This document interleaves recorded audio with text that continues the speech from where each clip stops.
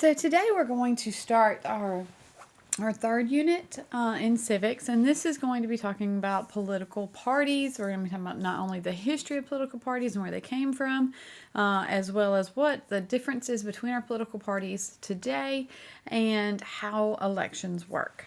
So, introducing our political party unit. On your own paper, you should have a 3 different columns, and we're going to talk about the difference between your rights, duties, and responsibilities. So when we talk about rights, these are things that hopefully you already know or you learned about in the last unit. When we talk about rights, we're talking about things like you have the right to religion, assembly, press, petition, and speech. You have the Second Amendment, which you have the right to bear arms, fair trial, that women have the right to vote. All of these things would be considered your rights. However, there is a difference between your rights, your duties, and your responsibilities. Duties are things that you absolutely have to do. So here's a list of things that you are required to do. Like in the state of North Carolina, you're required to go to school until you're the age of 16. If not, you would be considered a juvenile committing truancy, and you'd have to go to school. Your parents could get in trouble. If you get summoned for jury duty, you'd get a letter in the mail saying that you must report to jury duty, and if not, the police or the judge will send out, depending on which level you get called for, they'll send out someone to go collect you and bring you to jury duty. You must pay taxes. You have to follow the law.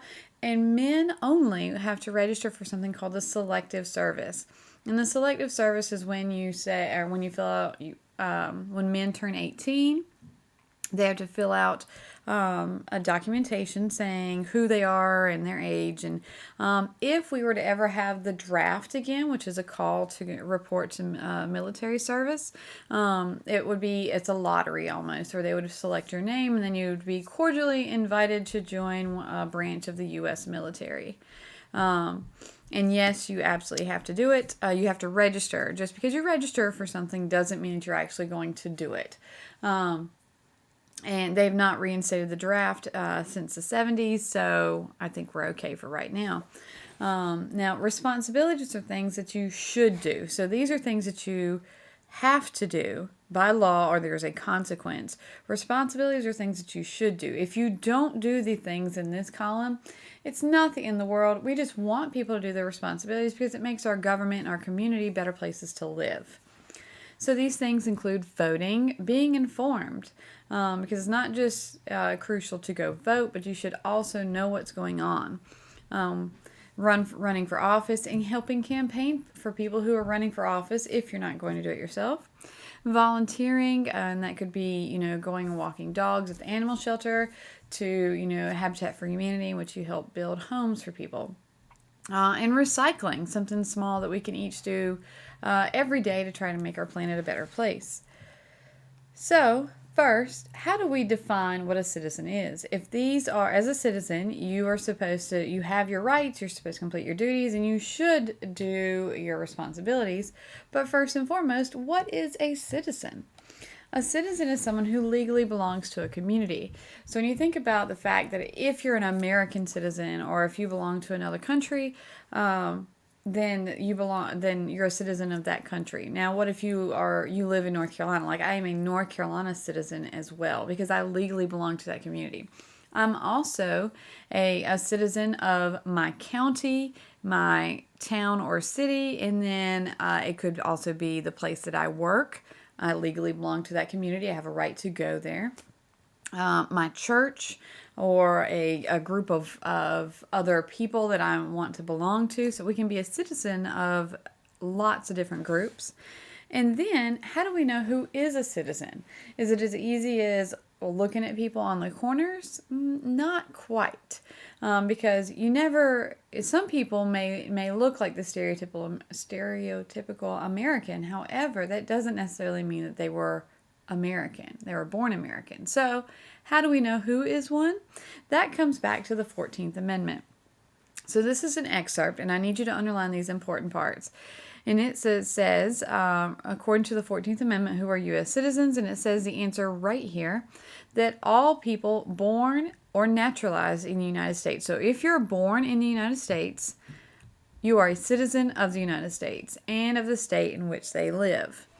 Now, if you're naturalized, and that means that you want to become an American citizen, that means you're going to forfeit, you're going to give up your citizenship of the country that you're from, and you're going to become an American. So if you're born here or if you become naturalized, go through the naturalization process, which has got 5 steps, then you would be a citizen of the United States. No state, because it says what else does the 14th Amendment define? No state shall make or enforce any law which would take away your privileges or the protections of citizens of the United States. So they can't say that you can't, like, Montana can't say you can't live here if you're a citizen, because if you're a citizen, then you're going to have rights and protections. Nor shall any state deprive, should they take away, any person's life, liberty, or property without due process. So the 14th Amendment not only defines citizenship up here, but it also says that every American citizen, every person should be given a life, liberty, and property through due process. So everybody has to be treated equally in America. So the 14th Amendment says, defines who's a citizen, and it says that everybody has to be treated equally as a citizen. Which leads us to, well, what if you're not a citizen? There's actually, a lot of people use the term immigrant or illegal alien, and it gets a little bit more specific than that, and that's what we're going to do first. So we're going to start on the left, and we're going to work our way around. An immigrant is someone who's from a different country. An immigrant is someone who intends to become an American citizen. So when I say that that my great-great-great-great-great-grandparents immigrated to the United States, and that means that they came with the intent that they were going to stay in America and become American citizens, and their children are going to be Americans, and that was their intent. An alien is someone that's from another country, and they have no intent of becoming an American citizen. They are going to work or go to school or just live here briefly, but they plan on one day returning to their native country. An illegal alien is someone who comes here, and they're also planning on either working or going to school here. However, they do not have permission to be here. Now, typically, most of my students will say something along the lines that we are picturing illegal aliens that are only coming over the Mexican border, which is completely false. We often forget that we've got another border to the north of us, and we have a lot of people who come in through Canada as well. And they can also come in through individual states, or they can get false documentation and come in that way.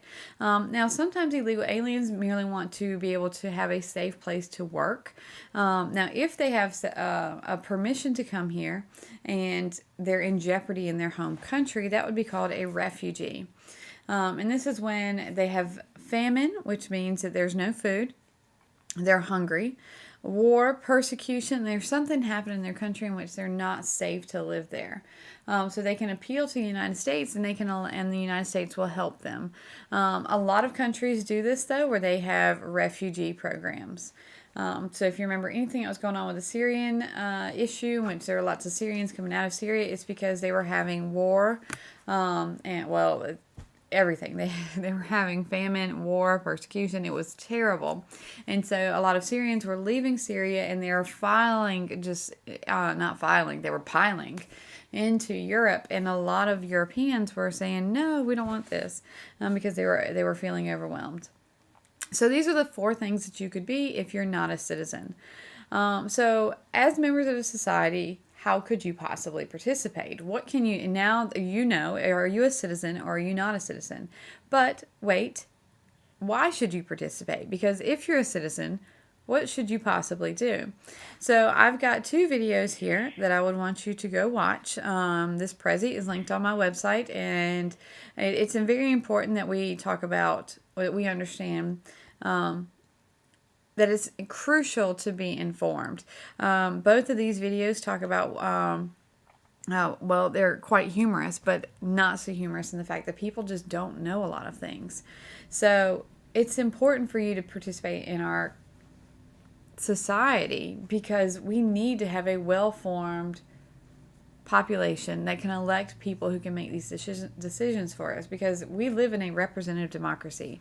And as a representative democracy, that means we pick people. And if we don't pick the right people because we don't know enough stuff, then we are going to end up in a boatload of trouble. So I'm going to let you watch those. And then we need to have this thought.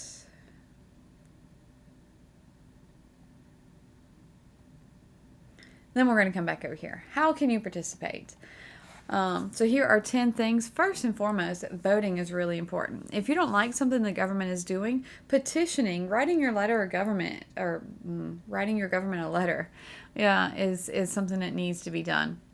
Volunteering, getting out there and going and helping people who are just less fortunate than we are. Making sure that you go to jury duty. If I'm ever going to be tried for something, I really want to have competent people on my jury that can make a rational decision. So that's one of those things that I never shy away from jury duty. If I get picked, I'm going to go, and because it's my duty as an American citizen to help make our judicial system work better. I'm also supposed to be informed, and a lot of people say, oh, they don't have time to be informed. But being informed is really, really rather simple if you just put a little bit of effort into it. I know I watch the news in the morning while I'm getting ready. I also watch the news while I'm cooking supper in the evenings. And you can also, just about everybody has a smartphone now, it seems, or a way to get on the internet. You can follow different groups. And in fact, I want you to be sure, I'm going to extend an opportunity for extra credit right here, that I want you to go follow CNN or Fox News or MSNBC or the Washington Post or whichever media outlet fits your list of good, solid stuff. I personally do get updates from NPR. Because they do try very, very hard to give you a wide spread of knowledge. And that way I know what's going on, and I'm not going to be that person that's like, wait, there's a hurricane coming? Although there's other stuff they tell you too. Picketing, get out there and tell on your government. So when teachers are not getting paid enough, people went to our Capitol and they were picketing, and they had signs, and they let their representatives know what you're doing is not okay, because if you don't tell somebody the problem, they're not going to know the problem. You can also help, you can volunteer at the political parties. You can go to your Democratic or Republican headquarters, or a smaller party if you'd like. And help them get out news information. You can participate in forums, so that's just meetings, and go and you can talk to your city council, or you can get involved and do something.